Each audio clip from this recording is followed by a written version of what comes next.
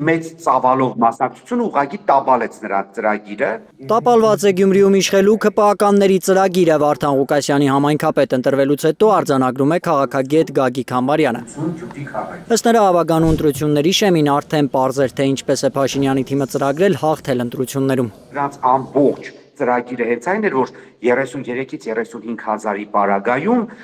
իրենք մոտ 50% ձայն կհավաքեին, գումարած դրան էլ նաև Եվրադաշին կկանցներ 6%-ով եւ իրենք կոալիցիոն իշխանություն կստեղծեին։ Հիմա այլ ծրագրեր է գծում ԿՊ-ն, կարծում է քաղաքագետը։ Սարիկ Մինասյանի ֆեյսբուքյան վերջին գրառումը կարող է հնարավոր արտահերթ ընտրությունների անոնց լինել ըստ Համբարյանի։ Մենք գործ ունենք Նիկոլի իշխանության հետ, ով բոլոր սցենարներն էլ կօգտագործի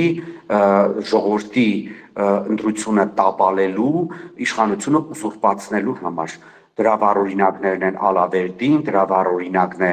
Ախուրյանը, դրա վառ օրինակն է Վանաձորը։ Ավագանու ապրիլի 16-ին իստին ԿՊԱ-կանների բացակայությունը զարմանալի է անվանում Համբարյանը։ Ընտրություններից հետո հայտարարեցին, որ իրենք հաղթանակ են տարել, ամենաբարձր ձայները իրենք են հավաքել, ամենամեծ ձայները, եւ շատ զարմանալի է, որ իրենք հաղթանակ տարած քաղաքական ուժը բոյկոտում է ավագանու առաջին նիստը։ Քաղաքագետը չի բացառում, որ Գյումրիի ավագանու ԿՊ խմբակցությունը շարունակի բոյկոտել ավագանու նիստերը, ճգնաժամի տպավորություն ստեղծելով, բայց այդ դեպքում ավագանին լիազորված է անհարգելի բացականերին զրկել մանդատից։ Ավագանիներին մանդատից զրկելը եւս պետք է կիրառվի Գյումրի քաղաքում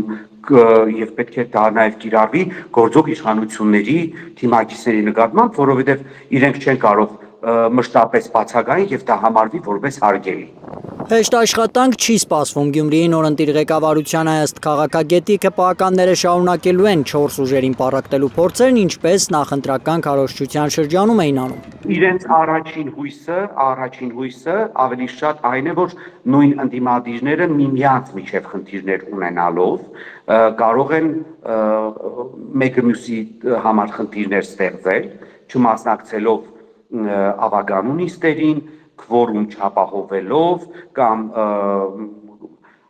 դեմ քվեարկելով քաղաքապետի կամ քաղաքային իշխանությունների ներկայացված ծրագրերին, այդպես տավալեն իշխանությունների գլխավոր հույսը հենց սա է ավելի շատ։ Խոհեմություն է ակնկալում գյումրեցի քաղաքագետը ավագանու նորընտիր կազմից, ուժերից ոչ մեկի մանդատները բավարար չեն միանձնյա որոշումների համար։ Ընդդիմադիր քաղաքապետի ծրագրերին բացառվում է ԿՊԱ-կանների աջակցությունը։ Վարդան Ղուկասյանի հույսը հիմա մյուս 3 ուժերն են։ Եթե նախկինում գնդակը Մարդուկ Գրիգորյանի դաշտում էր, հիմա գնդակը Վարդան Ղուկասյանի դաշտում է եւ Վարդան Ղուկասյանը որպես քաղաքապետ պետք է համագործակցության եզրեր գտնի նաեւ Մարդուկ Գրիգորյանի հետ եւ այն թեզը, որ ես ընտրվել եմ քաղաքապետ եւ պետք է բոլորը շարունակեն ինձ հետ համագործակցել, դա այդպես չի կարող լինել։ Ապրիլի 19-ին Գյումրիի ավականին նորից կհավաքվի այս դահլիճում Վարդան Ղուկասյանի երթմնակալությանը։ Հայտնի չէ 14 ԿՊԱ-կանների դիրքորոշումը կմասնակցեն, թե ոչ։ Ալբերտ Սերոբյան, Աշոտ Մնոյան, Նորայր Հակոբյան, Հայլուր։